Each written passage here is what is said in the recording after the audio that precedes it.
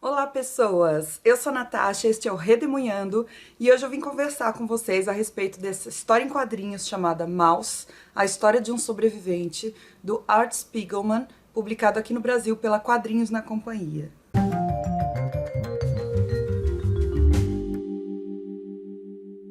Em primeiro lugar, dois agradecimentos. Um para Dani Nefertiti, que me deu esse livro. Já faz um tempinho, ela me mandou de presente e estava lá na minha estante esperando. E o segundo agradecimento é para o Fernando Ferroni, que é um autor nacional contemporâneo. E ele organiza um clube de leitura no metrô de São Paulo para os funcionários do metrô. E eles leram este livro em setembro, Maus. E aí o Fernando me convidou para fazer um vídeo a respeito disso.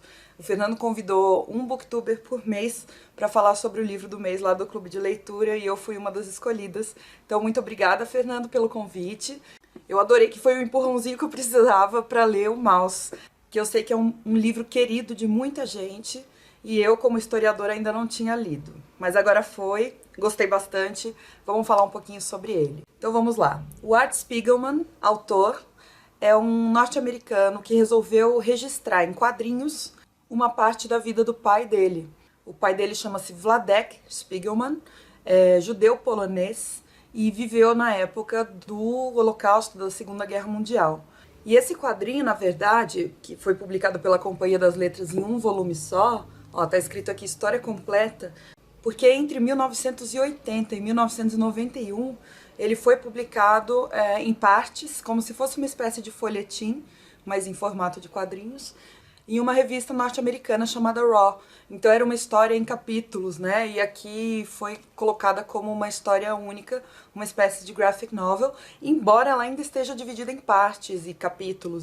A primeira edição brasileira foi publicada em 1986 e essa aqui que eu tenho da companhia é de 2016. A tradução é do Antônio de Macedo Soares. Para vocês terem uma ideia da importância desse livro, desse quadrinho, né, para o cenário dos quadrinhos, ele foi a primeira HQ a receber o prêmio Pulitzer em 1992. O prêmio Pulitzer geralmente premia obras jornalísticas. Eu achei aqui uma definição do prêmio Pulitzer. Ela premia a excelência em jornalismo impresso, realizações literárias e composições musicais. Então esse livro foi reconhecido como não ficção, como uma obra importante, literária também, né? Mas como uma obra memorialística, e eu acho que aqui está a chave para a gente pensar o livro Maus. Eu falei por cima que essa é a história do pai do Art, que é o Wladek, mas na verdade o livro ele começa em 1978 nos Estados Unidos, com o autor, o Art, entrevistando seu pai Wladek. A entrevista que é a história desse livro seria o Art já adulto perguntando para o pai dele como é que era na época da Segunda Guerra Mundial, que tipo de percalços ele precisou passar, porque ele passou por muitos, quem leu sabe. Ser judeu na Polônia no pré-Segunda Guerra Mundial e durante a Segunda Guerra Mundial era perigosíssimo. E eu gostei muito do Art ter retratado esse processo todo de rememoração. E ele fala também da construção dos quadrinhos, né? Tem hora que mostra o autor, assim, em dúvida se ele deve incluir isso ou não nos quadrinhos, como é que ele vai representar tal coisa. Eu gostei muito dele ter retratado esse processo de elaboração do quadrinho e de entrevista com o pai. Porque essas entrevistas que ele fez com o pai dele, trazem para o leitor um monte de sutilezas a respeito da relação entre o pai e o filho, que é uma relação um pouco conturbada, porque o Wladek, o pai, acaba ficando um pouco rabugento, um pouco mão de vaca, muito teimoso, e dá pra ver que o filho se irrita com isso, sabe? É uma relação comum entre pessoas muito próximas, entre familiares. E nesse processo todo de entrevista, o Wladek, o pai, pede pro Art ocultar algumas coisas, porque é aquela coisa, né? Nem tudo que a gente lembra, a gente quer que todo mundo saiba. Ainda mais coisas tão dolorosas quanto as que ele passou de campo de concentração, de fome, pobreza, frio.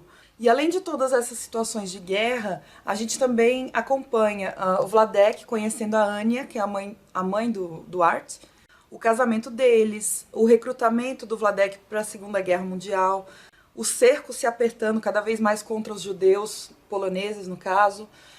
Mas isso é muito assustador, porque a gente vai vendo como a vida deles era normal e aos poucos vai ficando insustentável, porque eles começam a ser vigiados, perseguidos, maltratados, boicotados no próprio país, né, pelos próprios vizinhos. E é uma coisa que todo mundo meio que vai deixando acontecer até que isso culmina, obviamente, no campo de concentração de Auschwitz e em outros, que é o auge da capacidade humana de causar terror, de ser cruel, que é o que os alemães nazistas na época chamavam de solução final, eliminar as pessoas que não eram desejadas para aquela grande Alemanha que era projetada pelo Hitler, que era toda fundamentada numa eugenia racial. Então eles valorizavam um tipo de gente que ele considerava a raça ariana e todas as outras eram consideradas inferiores, inclusive os judeus. Mas a gente precisa lembrar, porque assim, dos judeus se fala bastante, né? Dos judeus durante o que se chama de Holocausto e os judeus chamam de Shoah. Mas às vezes a gente esquece que outros grupos também foram exterminados, perseguidos, como por exemplo os ciganos, os homossexuais, os testemunhas de Jeová, as pessoas com deficiência. Então a gente tem aí um leque de pessoas que foi eliminado. E quem não foi eliminado, obviamente, ficou com um trauma gigantesco. Uma vez eu ouvi a Noemi Jaffe falando a respeito desse tipo de trauma. Foi numa mesa da Flip, acho que de 2017. E a Noemi Jaffe é descendente de sobreviventes de campos de concentração durante a Segunda Guerra Mundial. E ela disse que existem duas maneiras de as pessoas lidarem com esse tipo de trauma tão pesado, trauma de guerra, de genocídio. Um dos jeitos é pela verborragia, ou seja, é falar disso o tempo todo. É sentir a necessidade de expurgar essa experiência. E, por outro lado, a gente tem também as pessoas que preferem manter um silêncio total a respeito do assunto. Simplesmente porque é doloroso demais lembrar, né? A pessoa perdeu um monte de gente importante para ela, passou por situações inimagináveis para quem nunca vivenciou isso. E aí a pessoa se recusa a falar porque isso não pode ser traduzido em palavras, né? Como se essa experiência não fosse possível de ser colocada para fora em palavras. Ninguém vai entender mesmo para que eu vou falar. E é por isso que eu acho esse tipo de relato, como Maus, como o É Isto um Homem, do Primo Levi, sobre o qual eu também já falei aqui no canal, foi um livro que me impressionou demais. São relatos de memória sobre a época, sobre o período, sobre o que eles passaram. E são relatos muito importantes, porque a gente não passou por isso, a gente não sabe como é. Mesmo lendo, a gente não sabe como é, né? Mas é possível ter uma ideia da dimensão da dor e do sofrimento pelo qual essas pessoas passaram. Eu acho muito precioso esse tipo de relato, justamente porque nos traz informações importantes, nos lembra de uma coisa que todo mundo quer esquecer, que é o lado cruel do ser humano. E uma coisa que me chamou muito a atenção, tanto no Maus quanto no livro do Primo Levi, é que a arte e o conhecimento foram meio que fatores que salvaram esses dois sobreviventes, o Wladek e o Primo Levi. No caso do Wladek, o conhecimento é que fica mais evidente, porque ele sabe falar inglês e polonês. E por causa dele ser bilíngue, ele consegue um emprego melhor, entre aspas, né, um trabalho melhor lá no campo de concentração, que é um trabalho de ensinar um dos superiores a falar inglês. E foi graças a isso que ele obteve algumas vantagens, entre aspas, né? No sentido de não ter que trabalhar ao relento, não ter que fazer um trabalho braçal tão pesado quanto os outros. E aqui eu não quero dizer que o trabalho braçal é inferior, mas sim que ele exige muito mais esforço físico e quem está em campo de concentração, obviamente, não se alimenta direito, não dorme direito, e aí para fazer um trabalho braçal é muito, muito mais difícil. E além do relato, como eu falei, de fome, frio, dor e trabalho forçado, me chamou muita atenção aqui a questão do desaparecimento de pessoas conhecidas e da falta de notícias de pessoas próximas. Teve muita gente que simplesmente sumiu e os familiares e os amigos nunca mais ouviram falar nessa pessoa. É muito difícil de imaginar isso, né? Difícil porque deve ser uma dor impossível, é a dor da ausência total. A pessoa deixa um vazio e nunca mais volta. E aí, para mostrar para vocês, para quem não leu ainda, os personagens são representados como animais. E aí o Art Spiegelman escolheu especificamente os ratos para serem os judeus, os gatos para serem os alemães nazistas, os cães para serem os norte-americanos e os porcos para serem os poloneses não judeus. E aí a gente tem uma série de símbolos envolvida, né? O título Maus não é de malvados, é de ratos. Maus é rato em alemão. E os judeus eram muito comumente retratados como ratos durante a época da propaganda nazista. Porque o rato é uma praga que traz sujeira, que traz doença. Então, nas propagandas nazistas era super comum você encontrar a analogia dos ratos com os judeus. Era a ideia de que os judeus tinham invadido a Europa e era uma espécie de peste que precisava ser exterminada. Precisava ser expulsa primeiro e depois chega, né, na solução final, que é a ideia de ser exterminada. Então ele incorpora essa metáfora dos ratos, coloca, e aí ele inova, né? Ele coloca os nazistas como gatos, que são justamente os predadores dos ratos. Os gatos perseguem e caçam os ratos. Os nazistas fazem isso com os judeus. O caso dos norte-americanos serem cães, eu acredito que tem a ver também com isso. Geralmente os cães perseguem os gatos. E aqui na HQ os norte-americanos aparecem como elementos importantes de libertação da Europa do jugo do nazismo. E os porcos poloneses eu pensei um pouco na questão também da sujeira, porque a maioria dos poloneses não era considerada ariana, então talvez possa ter a ver com isso, mas aí já é especulação minha. Até aqui na orelha do livro tem algumas opiniões a respeito da graphic novel, e a opinião do Time Out relembra uma coisa importante, que esse livro, essa HQ, vai entrar numa tradição meio que fabulística de contar a história usando animais como representações de seres humanos e que vai remeter a Esopo, vai remeter a George Orwell com A Revolução dos Bichos, que também usa os porcos, né, como metáfora. A gente tem que lembrar sempre que essas escolhas não são aleatórias, elas são extremamente pensadas, né, propositais. Porque colocar animais representando seres humanos atribui características desses animais a esses seres humanos. Então, foi isso que eu expliquei, né? Colocar os judeus como ratos, isso quer dizer alguma coisa. Nesse caso, quer dizer que os judeus eram vistos como uma praga na Europa. Então, como eu falei, a obra está dividida em duas partes. Cada parte está dividida em alguns capítulos.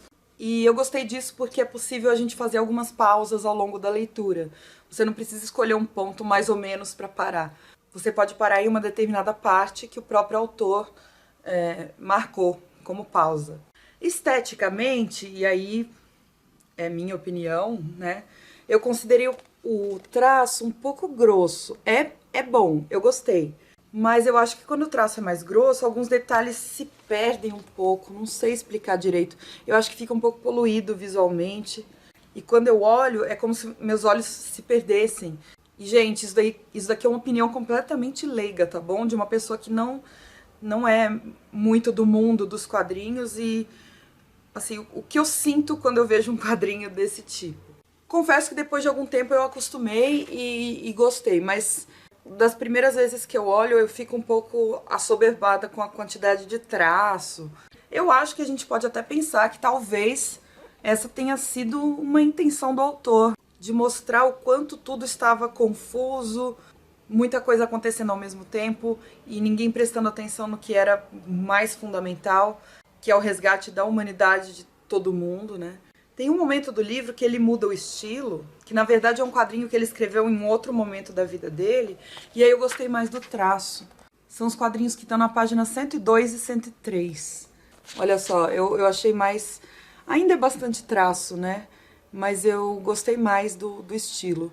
E a última coisa que eu queria trazer pra vocês é sobre a escolha do preto e branco. Vocês viram que o quadrinho é todo em preto e branco.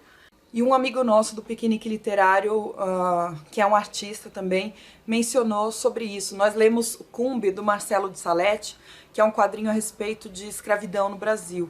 E quando a gente foi discutir o livro, ele foi falar sobre a questão das cores, né?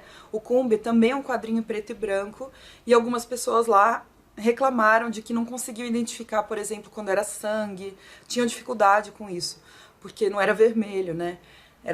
Era tipo um líquido preto, e aí era difícil de saber. E aí o Bruno falou uma coisa que eu achei brilhante. Ele disse que, claro, às vezes a escolha pelo preto e branco tem a ver com o preço de impressão do livro, que o preto e branco é muito mais barato do que colorido, mas que, no geral, também é uma escolha bastante consciente da parte do autor de que alguns períodos da história simplesmente não podem ou não merecem ser retratados de forma colorida. O Holocausto, a Segunda Guerra Mundial, a escravidão no Brasil, obviamente são períodos que não combinam com colorido exuberante, pelo menos não em termos memorialísticos, que é exatamente o que acontece nesse quadrinho aqui. Tá bom, gente? Era isso que eu tinha para dizer sobre Maus. Gostei muito da leitura. Recomendo para quem gosta desse tema da Segunda Guerra, do Holocausto. É um quadrinho rápido de ler. Eu li em alguns dias, porque ele até que é meio grossinho, mas quadrinho geralmente vai mais tranquilo, né? Apesar do tema ser pesado, eu acho que o formato tornou um pouco mais leve. Então, muito obrigada a vocês por terem assistido até aqui. Não se esquece de deixar um joinha pra mim no livro. Obrigada, Dani, pelo presente. Obrigada, Fernando, pelo convite de fazer o vídeo. Não se esqueçam de deixar um comentário aí embaixo e a gente se vê no próximo vídeo. Tchau!